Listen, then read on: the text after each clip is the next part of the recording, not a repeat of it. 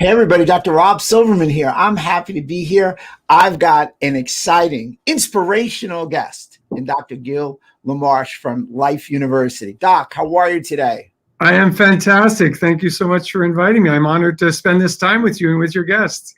I am so happy to have you. So I always like to get them out of the gate. Tell everybody why they need a why in life.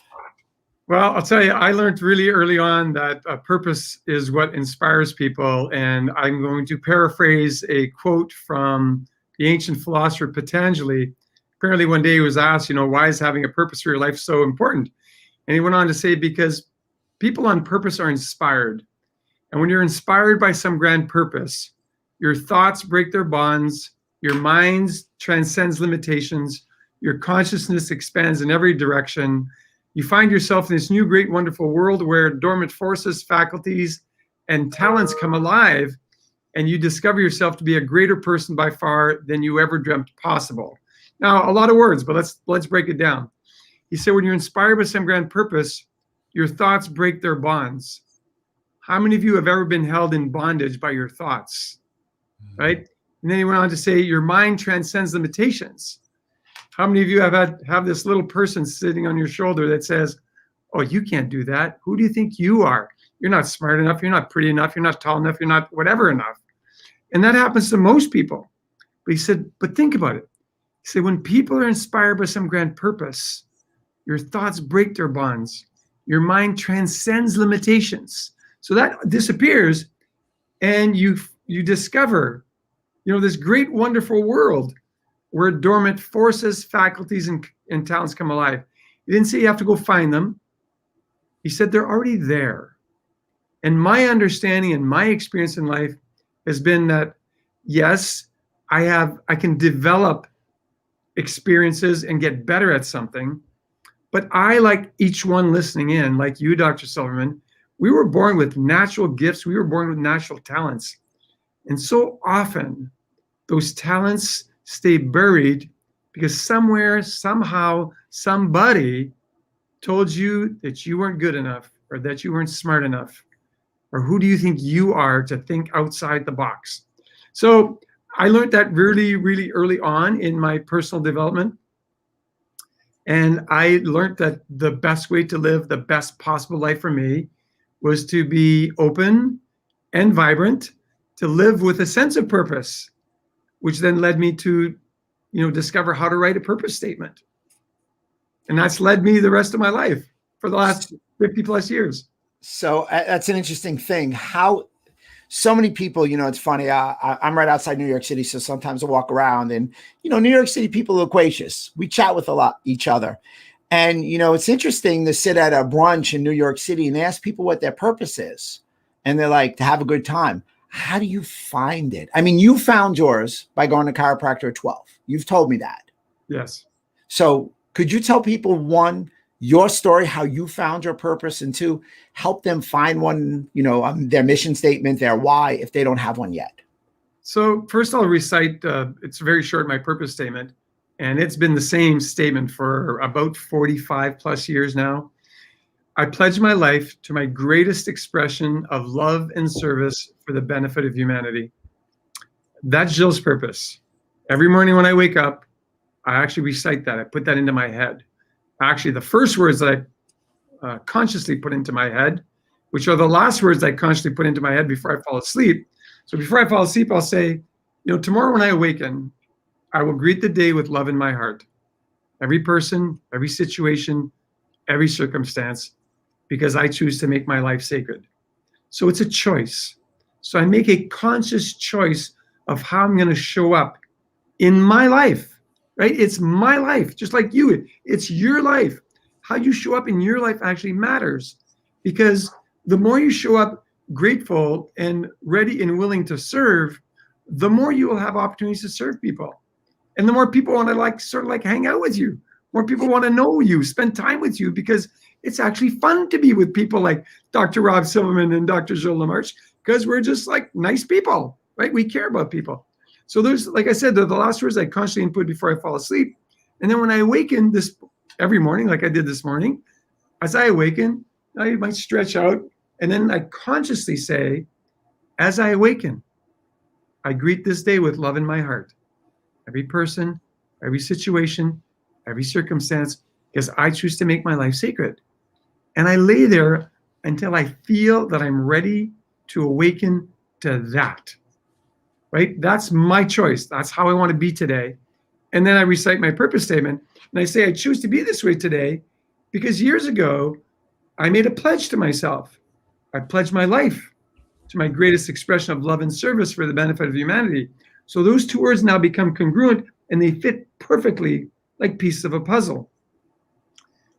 And I wait again almost until I have this, what I refer to almost like a little bit of a happy tear, right? Just a sense that my physiology is actually responding to who I'm going to choose to be again today.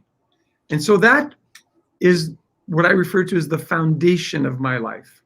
It's my foundational purpose statement. And just like if you were going to build a beautiful home, you know, in the Hamptons or anywhere else in the world, you're going to build a beautiful home, you would want your home to be built on a very solid foundation. And if we don't have a purpose for our life, we have a weak foundation. We sort of, you know, we sway, we come to this, we come to that, we hear something new, we go in that direction. We're not happy there, so we hear something else that's new, we go in that direction. It doesn't mean that I don't look for possibilities, because as I paraphrase the words from Patanjali, right, this world opens up in front of you. You become more conscious, a greater consciousness presents itself when you choose to live a life that's based on purpose. And so on that foundational purpose statement, I built my life. So if, again, we use the analogy of building a home, when I was in practice, obviously I had a chiropractor pillar. How I choose to show up. How do I want to be? I want to be the best version of me that I can be as a chiropractor. What does that look like? It requires that you become masterful at your skills. It requires that you maintain your continuing education. It requires that you maintain great communication skills, that you maintain that loving atmosphere that I believe every health practitioner must have to be efficient and effective in the care that they provide to their patients or their practice members.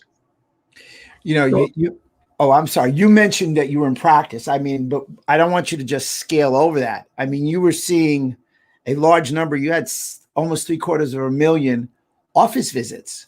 That's a lot of touches. It's a lot of touches. I had great mentors along the way who taught me to develop this loving service, my first technique mentality, which then becomes your philosophy by which you serve people. And so I hit the ground running. I started practice in 1979. I knew that if I was going to build a practice and have an impact on my community. See, what drove me to build my practice wasn't about building a business and making money. What drove me was to have an impact on the health of my community, to help people discover what maybe they didn't know, to help them discover the value of natural healthcare, to help them discover that the human body is built with this innate ability to heal. And I set forward on that mission. And to do that, I knew that, number one, I had to develop good public speaking skills. I need to be able to tell people what this was all about. I needed to meet a lot of people. So I laugh all the time when I tell students these days that, I went to a printer as my office was being built out, and I ordered 5,000 business cards. The guy thought I was crazy. He said, "You'll never use that in your entire career." I said, "Oh yeah, I will. I'm going to use them this year." Because he kept saying, "Well, most people come in, they order like a box of 250, 500 would be the maximum I would recommend that you order." And he said, "You want 10 times that." I said, "Well, I want to meet 5,000 people this year." He was like, "Nobody does that." I said, "Somebody must have done it in the past, because my mentor told me that the best way to build a great successful practice and to impact the health of my community is to meet 5,000 people in my first year." And I said, "Think about it. 52 weeks in a year, average 100 business cards a week, right?"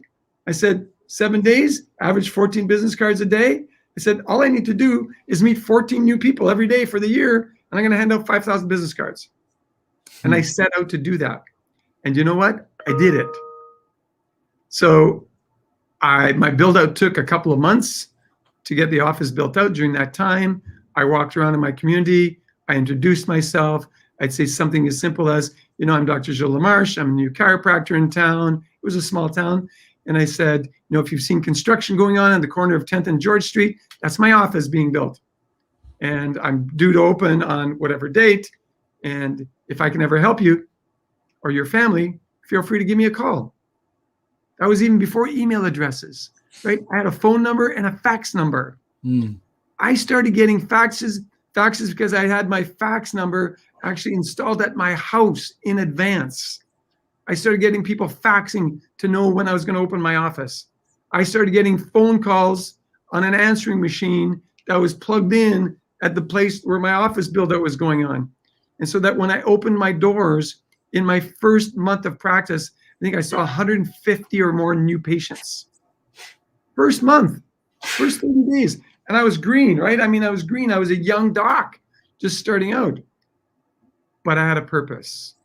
I wanted to shift the healthcare paradigm in my community. And I can tell you, I succeeded in shifting the healthcare paradigm in the lives of thousands of people.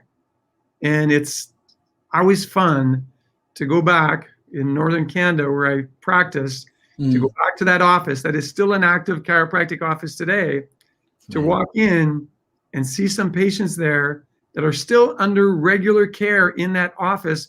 And I've been gone since 2004. It's unbelievable. Because I was committed to the message. It's so funny because when we had first met, a lot of people would say that we don't have the interconnection, but we really do. Because I, like you, was touched by a chiropractor. I have congenital torticollis, and I was not offered any quality answers at the time from the medical field. So I went to a chiropractor, and the Star Spangled Banner went. The rockets went off, and 21 and all that. But you too saw a chiropractor expecting something and got your why. So I was 12 years old. First time I went to a chiropractor. I'd injured my back at school as a joke. I was in an all-boys school, and there was a lot of horsing around in an all-boys school, including by the teachers.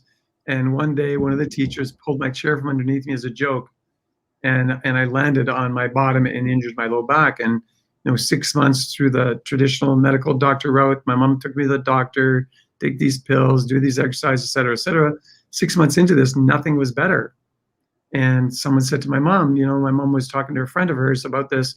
He said, well, you should take him to a chiropractor. And my mom said to me, she said, well, what's a chiropractor? Like, nobody in my family knew what a chiropractor was. So, that was 1967. So I ended up in a chiropractor's office and, hopeful that he was going to be able to help me get rid of my back pain. I had been not a sick child. I'd say I'd been an unwell child since birth. I always had pains in my tummy, constipation, indigestion. That was like the norm for me. And my mother would take me to the family doctor and a couple other doctors. They all said, it's all in his head. He just doesn't want to go to school. There were days my pain was so bad, I didn't want to go to school. And so they just said, it's all in his head. So anyway, I had, assumed that at some point it's all in my head. So here's this doctor through the consultation asking me all these other questions other than my back pain questions. And I was like, why did you ask me all this stuff? Like, it doesn't really matter. Can you help me with this pain in my back? And then went on to do a very thorough examination after the consultation, x-rays of my spine, etc.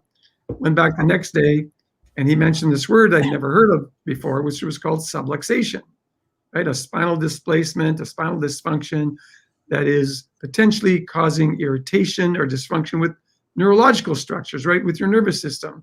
And then he went on to explain to me on this chart how the nerves leave your brain, spinal cord, communication rather from your brain to your spinal cord, then out the spinal cord to the different areas of your body.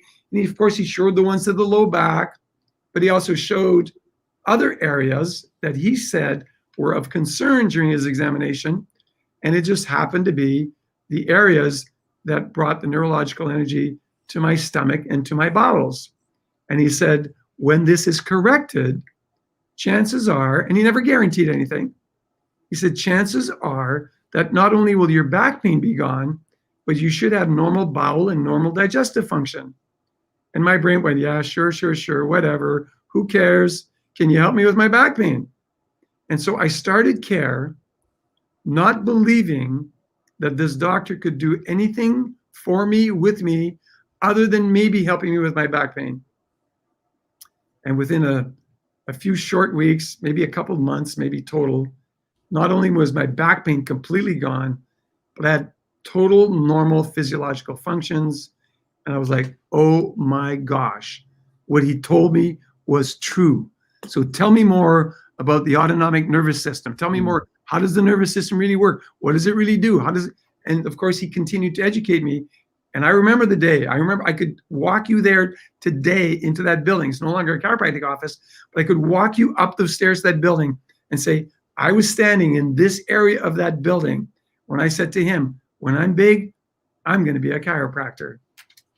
That's a great story. And what you really exemplified is the basis for what chiropractic is. The correction of the central nervous system. You were in pain and you got helped. But the vastness of the concept of chiropractic, and I think we've lost a little with the autonomic. I don't think that we as chiros discuss it enough. The vagus nerve now is the the conversation piece. But the autonomic, right? In the world of science, it's the conversation piece. Right. Without question. Cranial nerve number 10, medulla oblongata down through the transverse colon. It's the reason that your gut communicates with your central nervous system, etc., and your brain, which is obviously the key point to your central nervous system. But the autonomics, and I think for chiropractors, we're not talking nutrition, we're not talking rehab, we're talking for chiropractors with their approach, certainly with adjustment, they lose the fact that there is a direct correlation to the central nervous system and organs, and that is the autonomics. And you just exemplified this, which was what happened with you and bowel issues.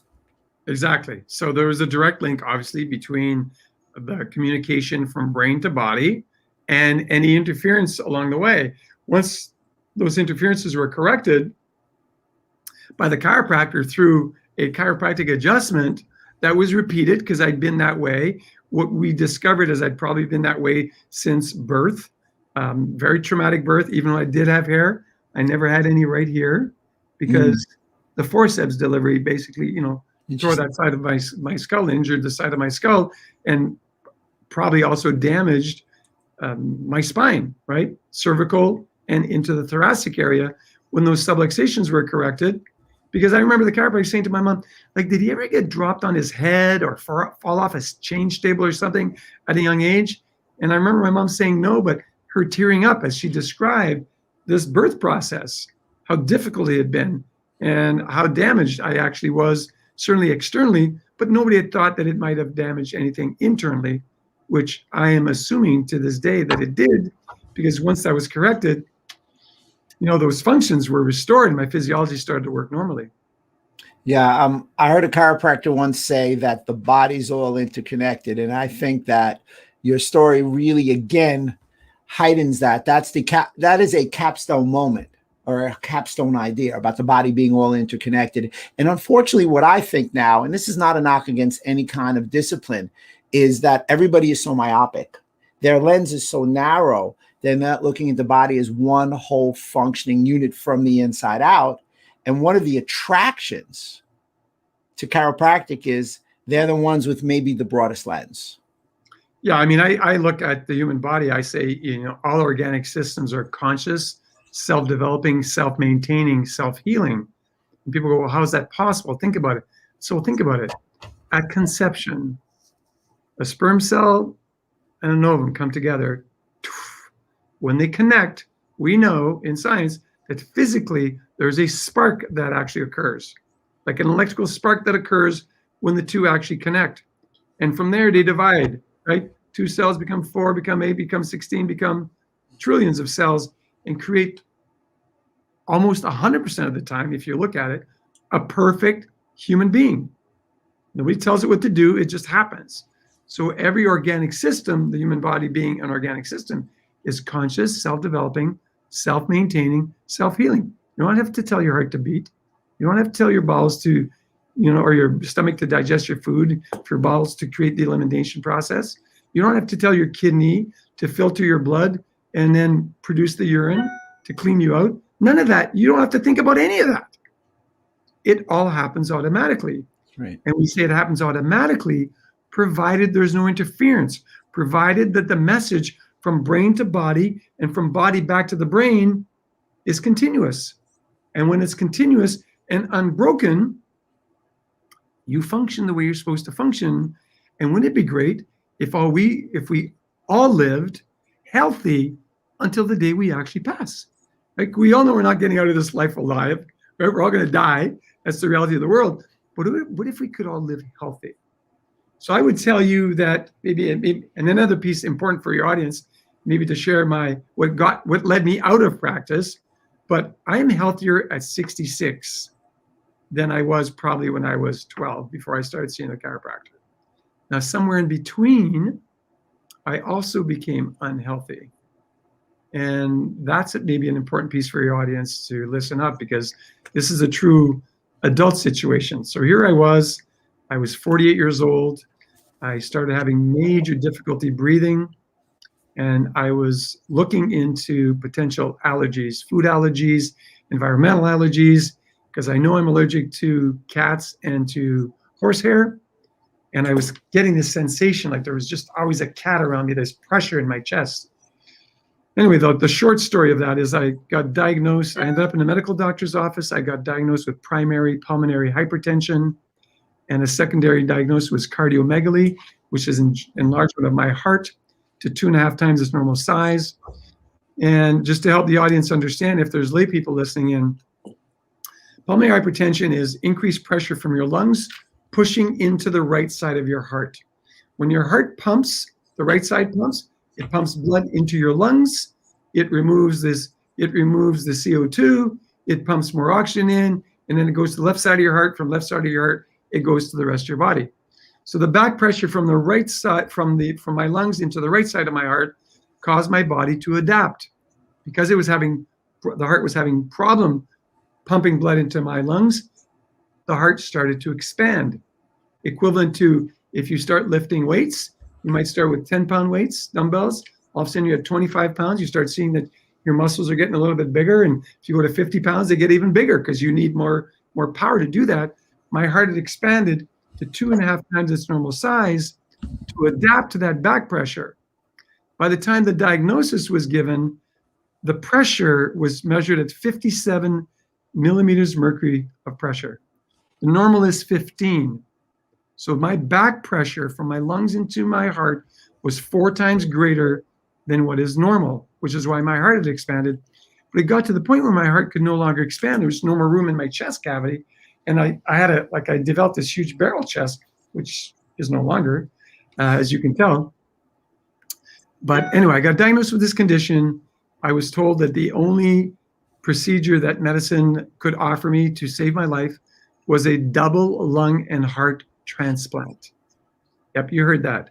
What I was offered by the cardiologist and every doctor I saw prior to, up to him, was a double lung and heart transplant.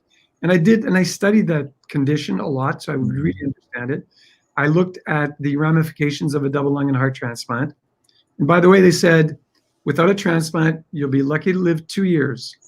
And I believed them because I was getting really bad. I was having a lot of trouble breathing, had no energy. I couldn't go up a flight of stairs by myself without stopping. I was 48 years old. I mean, I was a young guy in relatively good physical shape. If you saw me structurally, because I was, the weight I'm at now, about 165, 170 pounds. But I was dying. And I knew I was dying. It was just getting bad. So I did all the research on the procedure they're suggesting, and I came to the conscious decision that I would not go through the procedure. And I'd had a beautiful life. I accepted that. I said, I've been blessed. I've had a great life. If this is God's calling for my life that I should transition, then I'll accept that. And so I retired on the 14th of April in 2004 from my practice. And I did what people do when they know they're going to die. You prepare yourself. You do things. You make sure that your will is in order. Make sure all your finances are in order. You think about what your funeral should look like. I wanted people to have a party. I thought, I don't want my kids to cry. I don't want my family to cry when I'm gone. I want them to go, you know what? He came. He did well. He was a kind person. He did everything he could to serve others. He had an impact. And he left. We're grateful we've had an opportunity to spend some time with him, just like he was grateful to spend time with us. And that was my philosophy. And that's how I talk to my children. That's how I talk to my family. I said, I don't want anybody crying about this. I've had a great life, so I'm grateful. But what happened after that, 31 days later, on the 15th of May, I woke up and the first thought was, you're an idiot. You've been preaching the chiropractic paradigm of health and healing, the fact that the body has this innate ability to heal, provided there's no interference.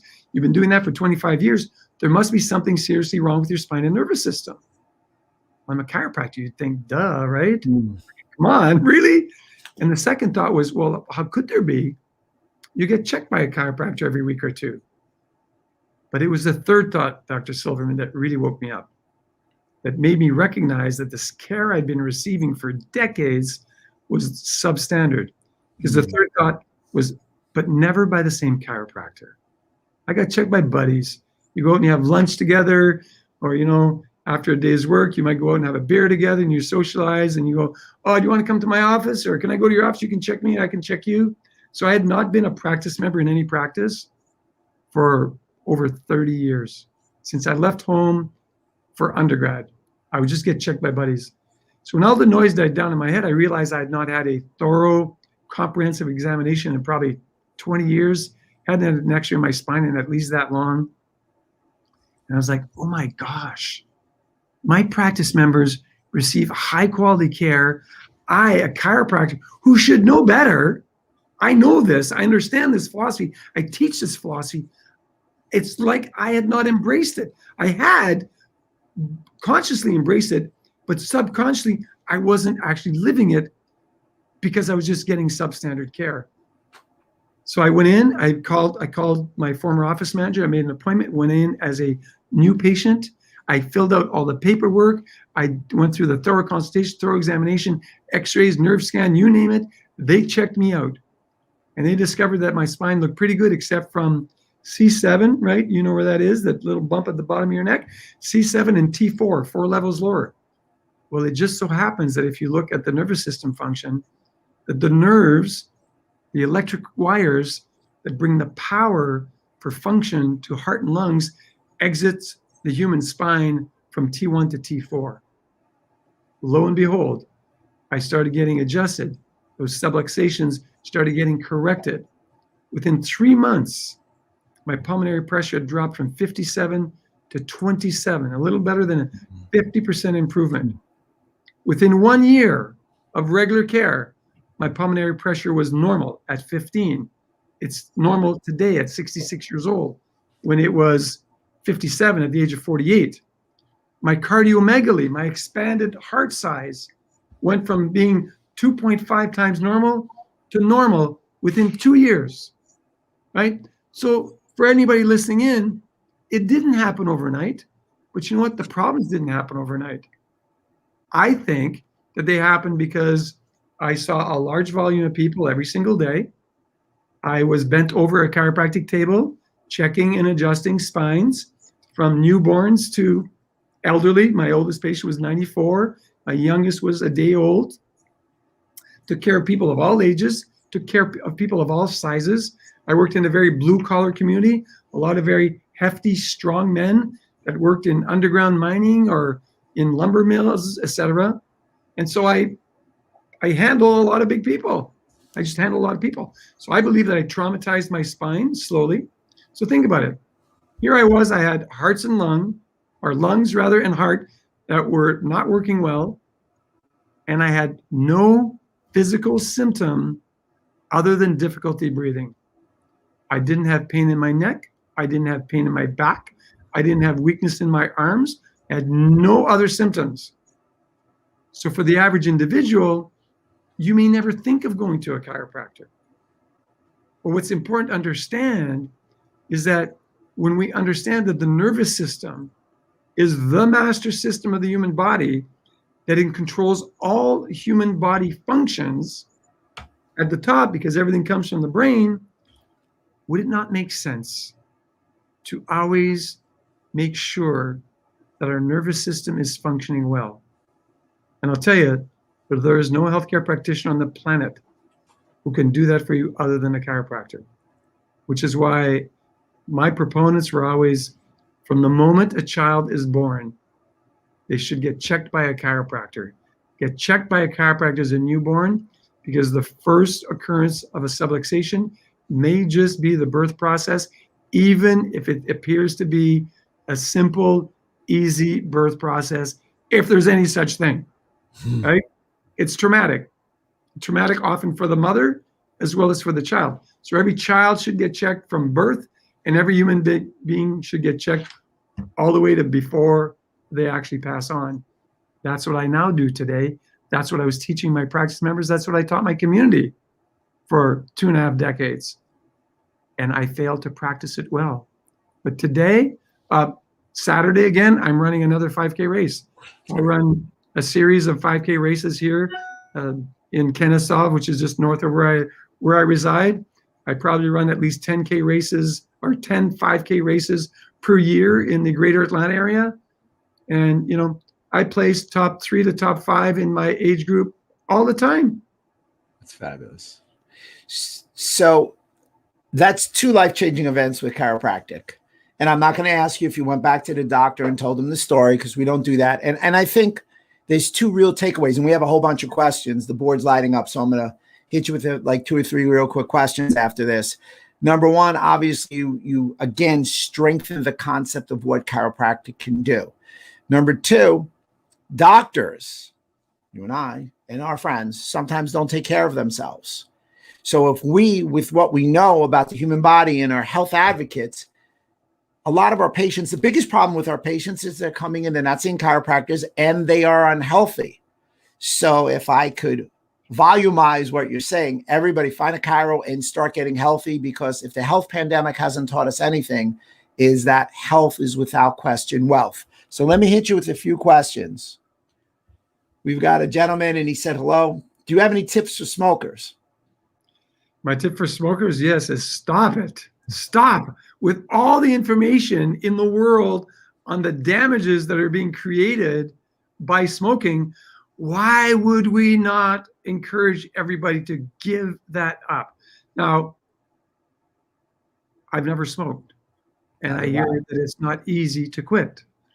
Both my parents smoked. So as kids, we grew up with our parents smoking after dinner, sitting at the table having dessert. We grew up with our parents smoking in the car. But I can tell you that the minute you make the conscious decision, that's what I experienced with my parents. The minute they made the conscious decision that it would be better for them to stop, they stopped. My mother stopped cold turkey. And she said she suffered for probably the first 30 days. It was really, really hard. She had to speak to herself every single day. My father, on the other hand, carried a pack of cigarettes with 1 cigarette in his pocket for an entire year, just in case he would feel like taking one. But again, he quit cold turkey after my mother had quit. And he was like, well, if she quits, it would be disrespectful for me to smoke in the home. Living in Northern Canada, it's cold 6 or 7 months a year. Maybe I should quit too. And what I can tell you, if I was going to give you advice, like I said, I'm giving you advice based on not a personal experience, but what I saw with other people, is that you've got to replace it with something else. Because with most people, yes, nicotine is addictive, but the second thing is that lighting up a cigarette becomes a habit. And I had a lot of my practice members that would stop by replacing it by taking a glass of water. When you feel this need, drink a glass of water. Just shift something physiologically, because you've got to create a state change. Your state is you're stressed on something, and your fallback is have a cigarette, which is what happens with most people. You've got to replace it with something, or replace it with something better. Don't replace it with drinking a bottle of soda, for example, or replace it with drinking a glass of water. And at the beginning, and this is from my mom, water tastes terrible. So I said, well, Mom, because I was a chiropractor by the time she quit smoking, I said, why don't you you like the taste of zesty, so add a little bit of lemon in your water. She was like, okay, I'll try that. And there she was. Instead of having a cigarette, she would have a glass of water with lemon. She said, it got to the point where water actually tastes good, and it was so refreshing that she never went back to smoking. My dad never went back to smoking as well. Interesting. A couple of real factoids on smoking. 1, you and I both agree people shouldn't smoke. Number 2, one of the reasons they shouldn't smoke, I'll be honest with you, it's kind of expensive. Number 3, for the spine, it decreases any blood flow to the spine, and it takes about 14 years of your life off. So I agree with you. Why don't we try and curtail smoking? I think that's one of the most heinous type of bad habits somebody could have. A good friend of ours, Asher Allen, he said, many are gravitating towards integrative health approaches over traditional. Why would someone want to become a chiropractor? Oh my gosh. And why should someone choose Life University? I see that to receive their training. The softball has been thrown. Yes, Asher and I had the opportunity to have dinner a couple of times, and he was kind to buy me dinner just last week at the Battery Atlanta, just where the Atlanta Braves are actually playing. So thanks for that dinner, Asher. But certainly, I think number one, there's never been a better time in history to become a chiropractor. Great. People are more and more and more conscious about what it takes to be healthy and their willingness to become healthy. The wellness revolution, if you like, has expanded to billions of dollars now. And so many people are doing this, that, and the other to help themselves, right? They're walking more, they're doing exercise, they're eating more organic foods, they're doing this, they're doing that. And at the end, they're going, but I feel somewhat healthy, but not totally healthy. And then I'll ask them the question, if you think back to high school science class, what do you remember your teacher telling you was the most important system in the human body? And depending on their age, the most common answer I get is the heart, because they did so well in helping us understand the importance of heart health, because so many people were dying of heart disease in the past. But if you're into stats, there are still today tons of people dying of heart disease. Right? Cancer and heart disease are still the two major causes of death. So when people say, well, the heart, I say, well, you're right. That's probably what your teacher taught you. Can I ask you a few more questions? Of course, the majority of people say, yeah, of course. I said, think about this. You went to bed last night. You woke up and you slept. You woke up and your heart was still beating. What told your heart to do that? And the answer I typically get is, I don't know. And I'll look at the person, and if they're, reasonably good shape, I'll say, do you ever exercise? And they'll say, yeah. I said, did you ever notice that when you exercise, your heart starts to beat faster, your lungs start to beat quicker, you start to sweat because your body's requesting more? They go, yes. I said, what tells your body to do that? And most people don't know. They say, I don't know.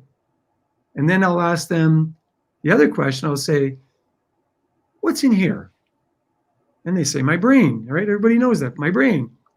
I said, and what does your brain control? And everybody knows the answer to that. They say everything. So what I've learned, Dr. Silverman, is that everybody understands that their brain controls their entire body, but very few know how the brain communicates to all parts of the body. And we now know, we've discussed already today, it's via the nervous system, and interference to that clear communication from brain to body and body back to brain can occur at the spinal level, where the nerves actually exit to bring that energy to the different parts of the body. So does it make sense? Does it make sense, audience members, that you would do everything in your capacity to get well and stay well and not have someone check your spine to make sure your nervous system is functioning well? And I would hope that all of you are saying, no, it would not make sense. Because once you understand this, you get to know that by far the best paradigm that you could adapt to become healthy is start with making sure that your nervous system is functioning well, and then everything else comes after. Which is why in my teachings and my learnings from Mentor early on in chiropractic school, when we look at healthcare paradigms, we should teach chiropractic first, medicine second, surgery last, right? Get checked by a chiropractor. Make sure that your spine and nervous system are functioning well. If they are, and there are still some issues, maybe you will need some physiological chemical changes, which is why medicine exists. If there's a trauma and there's limitations of matter and that trauma cannot be repaired naturally, I mean, if you fracture your femur, you need a great orthopedic surgeon to repair it. And they're fantastic, right? There's no better disease care system on the planet than what we have in North America, Canada and the United States combined. There is no better disease care system. Is there a better healthcare system? Important question to ask.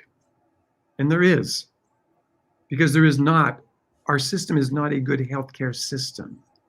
What you're hearing from Dr. Silverman, what you hear from people like Asher Allen, who is involved with a great nutritional company, what you hear from them is, yes, people are gravitating to this integrative health approach.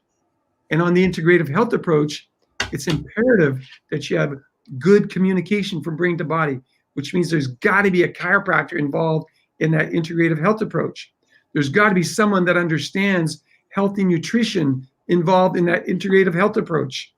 And if you're doing proper exercise, when you do all of that right, if you still need help, whether it's for congenital reasons or areas of dysfunction that have occurred that are not at the stage where they're correctable, which we refer to as limitations of matter, then maybe you need medicine at that point. Maybe you do need to be on a prescription medication. But the reality is that most prescription medications that are given way before everything else is done. Wouldn't it make sense to start understanding physiological function and how your body responds to difficulties? For example, most people with high blood pressure, your blood pressure rises because your body is attempting to get blood to your cells and attempting to get oxygen and remove the CO2 from the cells. That's what it's attempting to do. So it raises the blood pressure. My pulmonary pressure was high, so my body did what? It expanded the size of my heart to pump it harder. So these are changes that occur that are physiologically necessary. Instead of covering up the symptom, let's figure out what created the symptom and let's deal with that. Many people who are diagnosed with type 2 diabetes, if they went on a specific diet for their situation, they could get off. They could get off insulin. Millions of people have been taken off insulin when they were told prior to that insulin was their only choice. But I'll tell you what, it takes hard work sometimes. You've got to change the habits. And so there's an entire lecture that I do that I call it Start with One. Think behavior. You've got to change behavior to improve. So once you gain new knowledge, and hopefully your healthcare practitioner is teaching you, because the definition of doctor from the Latin is teacher. If your doctor is teaching you and you are choosing to learn and you're choosing to create better habits, as you create better habits, the not so good habits which brought you to where you are now, which may have brought you to a crisis, the not so good habits just disappear because you're focusing on doing good things. And as you focus on doing good things for yourself, taking a 10, 15-minute walk every day, for example, allowing good thoughts to enter you, allowing yourself to meditate, choosing to have a prayer habit, choosing to put good into your body, choosing to reduce the amount of not so good that you put into your body. We know that sugar, is good here on your tongue. We know that too much of it is not healthy for your cells, right? We talked smoking. We know smoking is not good. People do it anyway. We know that drinking alcohol excessively is not good. Some of us choose not to drink any, right? So it's a choice, but it's all about choosing better habits that allow you to live the life that you want to live. So I've never been someone to stand on an ivory tower and preach at people. My position as a healthcare practitioner is, so what do you want? Tell me what you'd love to live, how you'd love to live your life. And once I know exactly what you want, I can counsel you. I can give you some advice. So yes, there's never been a better time in history to be a chiropractor because people want to make better choices and we got to be educating them. They're more ready than ever to understand the paradigm that we teach. And obviously, I am a vice president at Life University. I love this institution. We are considered a vitalistic institution.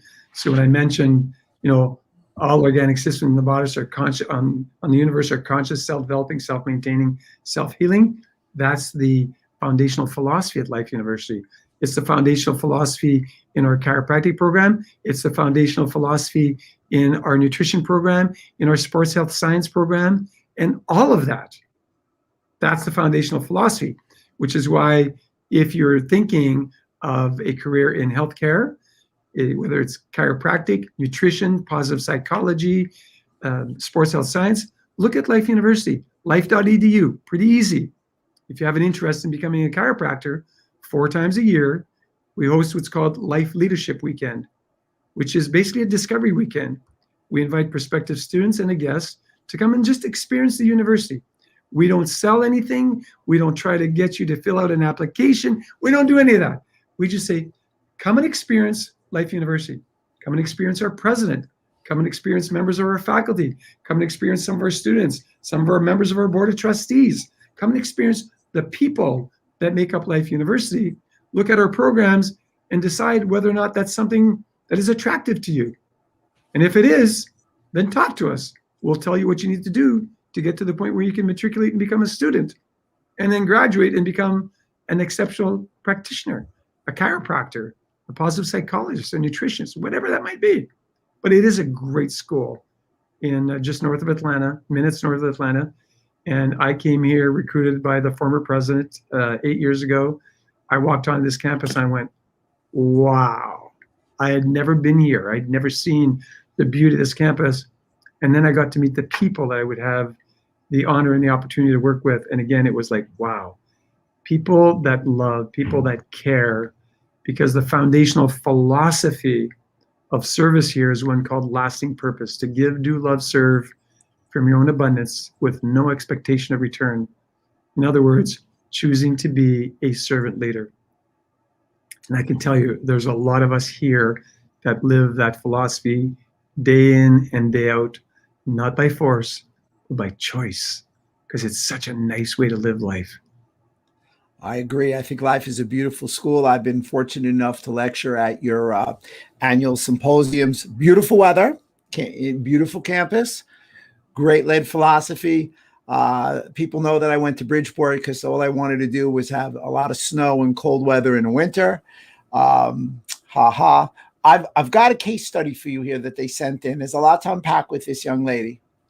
And here we go. Young lady who's 72. She doesn't want surgery. Plays pickleball rather than exercise and walk. Cannot find a sleeping position or pillow that helps. My fingers are sometimes numb. Yes, obviously, if there's a neck issue, that becomes pretty common. Always in pain. Do not take meds. I have osteoporosis. Could a chiropractor help? Absolutely. So have no fear. We just have to find you the chiropractor that's a good fit for you, ma'am. I mean, you can communicate with me if you want and tell me where you live, or you communicate with Dr. Silverman, tell me where you live. I'd be happy even to have a conversation with you over the phone. I did a podcast recently. I talked about my primary pulmonary hypertension.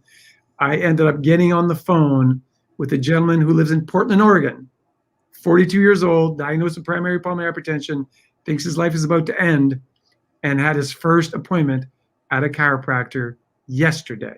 So I'm anxious to hear. His exam was yesterday. Today we're Tuesday here. Anxious to hear about him, but happy to correspond with you. I mean, maybe the best way is to send me a private message on Facebook, Gilles LaMarche DC on Facebook. If you're on Facebook, ma'am. If not, you can. And if you're in connection with in contact with Dr. Silverman, he'd certainly. I'm authorizing you, Dr. Silverman, to give this lady my cell phone number. If she wants to have a chat with me, I'd be happy to have a conversation with her. I will direct message her. She lives in Eureka Springs, Arkansas. That's Arkansas? Yeah. No, Arizona? No, sorry. Arkansas, right? Yeah. Eureka Springs, Arkansas. Okay. I know some good chiropractors in Arkansas. And man, there are different ways to examine the spine and to determine how and what method would be the best to correct subluxations if they exist. And there are some low force techniques. There are some heavy force techniques. At your age with osteoporosis, we would not use a heavy force technique, obviously. In my practice, I said I've adjusted newborn babies. The first one was like a day old, a few hours old, actually. My children were all checked when they were minutes old, but in my practice, the youngest child I checked was just a day old, and my oldest patient was 94 years old. And so not all adjustments require a manual adjustment that creates a bit of a cracking sound. And know that when an adjustment occurs, that popping sound or that cracking sound people refer to, it's simply a change in the joint pressure, and it's a release of gaseous forces in the joint. It's not a joint cracking itself. So you could get that with a really, really light force. You can obviously get it with a heavy force, but we learn and we are properly trained to look at the individual. What always mattered to me was the person sitting, standing, or laying in front of me, with intention that I would do a very thorough consultation, a very thorough examination to fully understand you, to fully understand your physiology, to fully understand your anatomy, to fully understand how your body is functioning, and to determine what would be the best recommendations for you. There is no recommendation that should be made, for everybody, obviously. Everybody's an individual. And to have you go to a chiropractor who would pay attention to all of that will require time and energy, but it's worth it. Because once we understand how your body is functioning, we can determine whether or not chiropractic is an alternative for you. There are very few patients that I saw in my practice that I didn't recommend some level of care. There's one that I can remember. I went, you know what?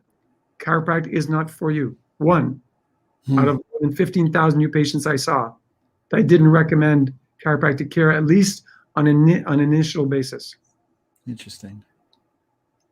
I had a question that I put in. I'm not going to pop it up, but it said, which chiropractic technique do you recommend? And I know that's an open-ended question, so I think they wanted a list of the possible type of techniques you would recommend.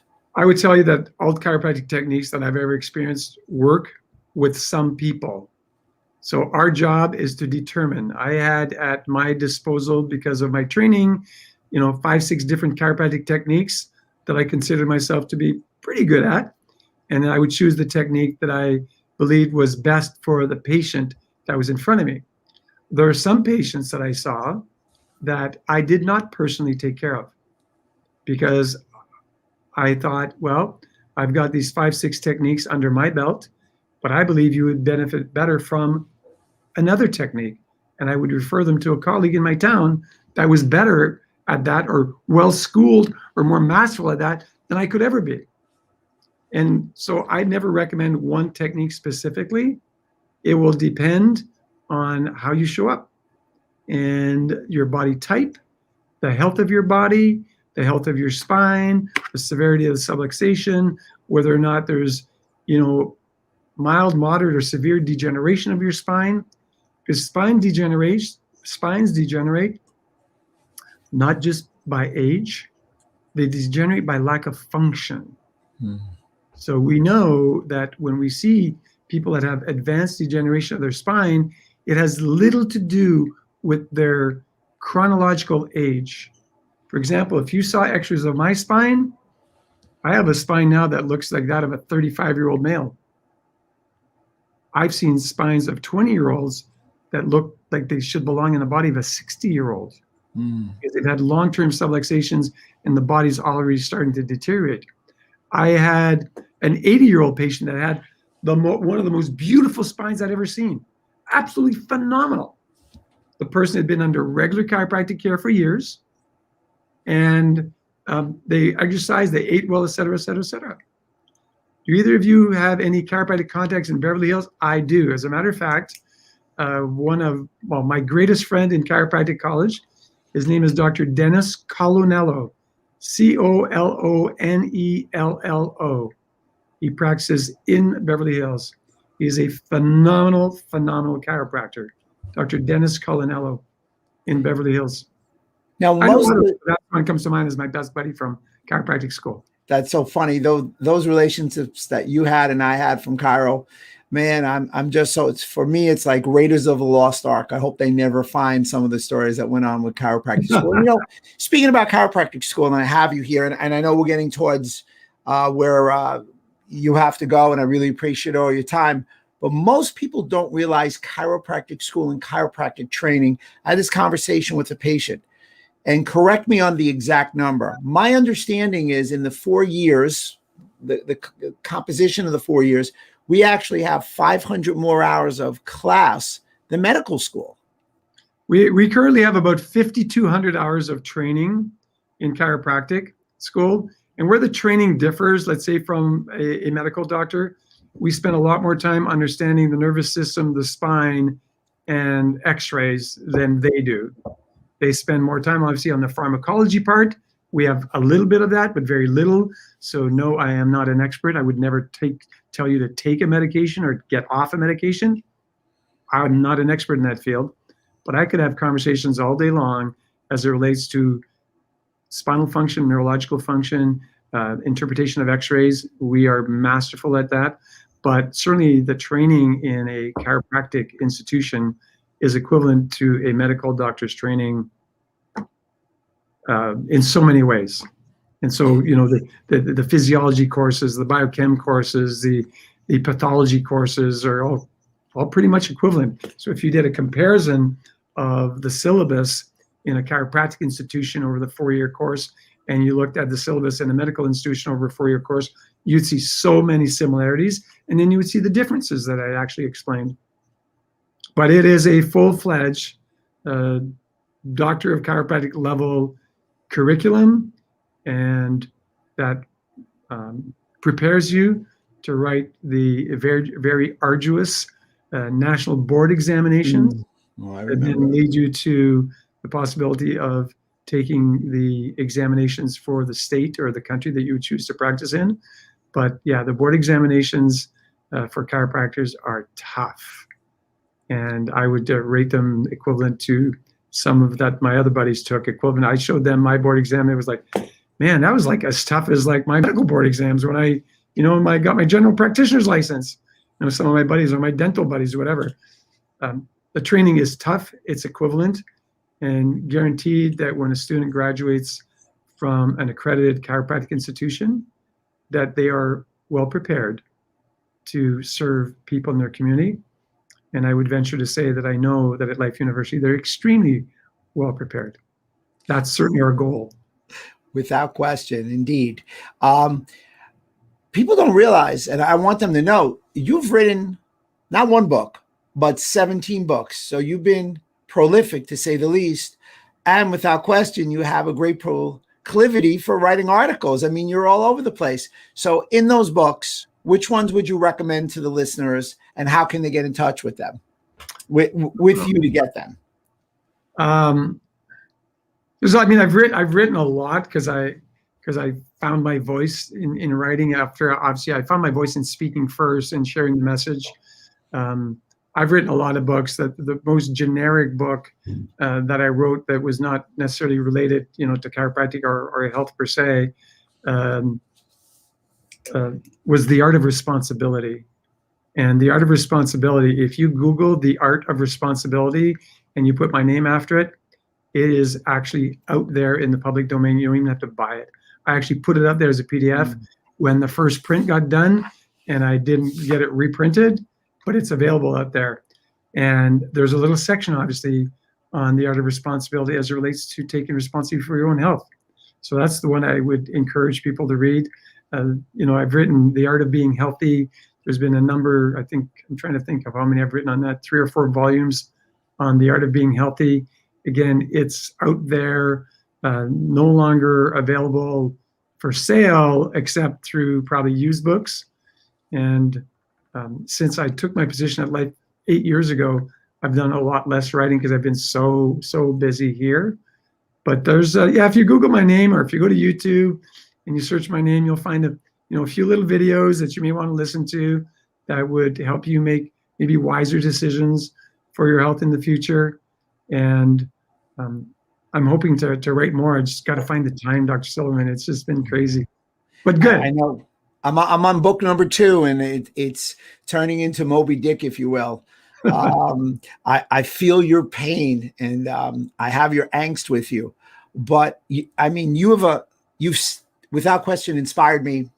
Again, my phone is here, so when I look down, a lot of people love to text me. You've really helped a lot of people get inspired. It's a tough time now. There's a lot of depression. People are concerned. And I want to just say, one, I wholeheartedly agree with you. Never been a better time to see a chiropractor. Never been a better time to be a chiropractor. Never been a better time to become a chiropractor. Agree, And 100%. Indeed. And lastly, if someone wants to get in touch with you, how can they get in touch with you? Do you want me to give you an email address? Is that best? Or like Sure, I said, however you want people to contact you. Facebook is pretty easy for people.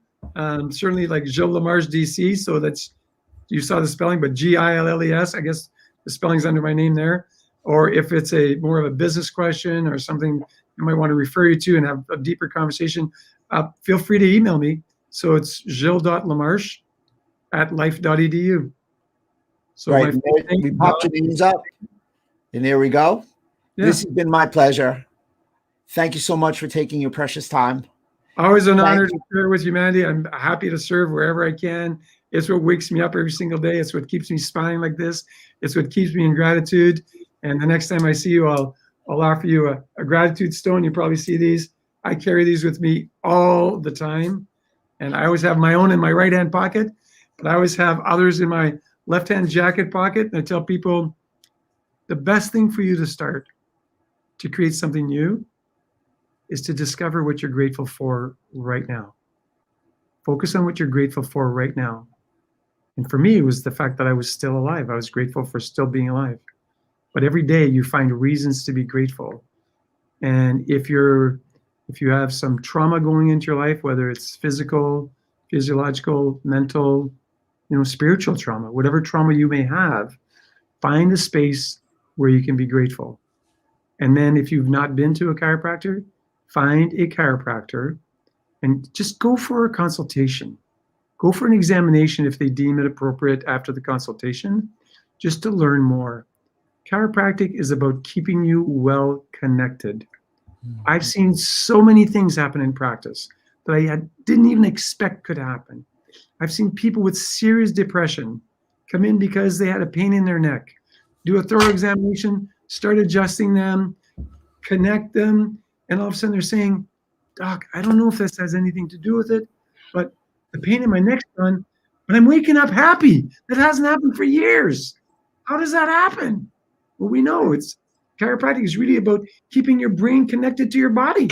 When everything starts to work the way it's supposed to, we're supposed to live a happy, healthy life. Happiness is not supposed to be an option. It is the option. We were born to be happy. We were born to experience joy.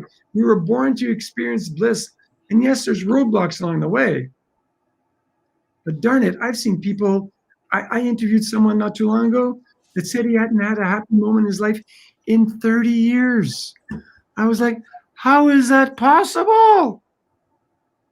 But when people are disconnected, physiologically disconnected, and they've got pains and sores and always dysfunction going on all the time, it's hard to be joyful, right? If you have heart palpitations all the time, if you have pain in your belly all the time, if you have heartburn all the time, if you have pain in your feet, in your hands, in your arms, if you have that all the time, it's hard to find joy. But it means you're disconnected somehow. The only person who can help you just rediscover that connection, in my opinion, is a chiropractor. You've got to start there. And I think we should just end on that. Everybody go out and find a chiropractor. It's been my honor. It's been my pleasure. I look forward to speaking to you real shortly.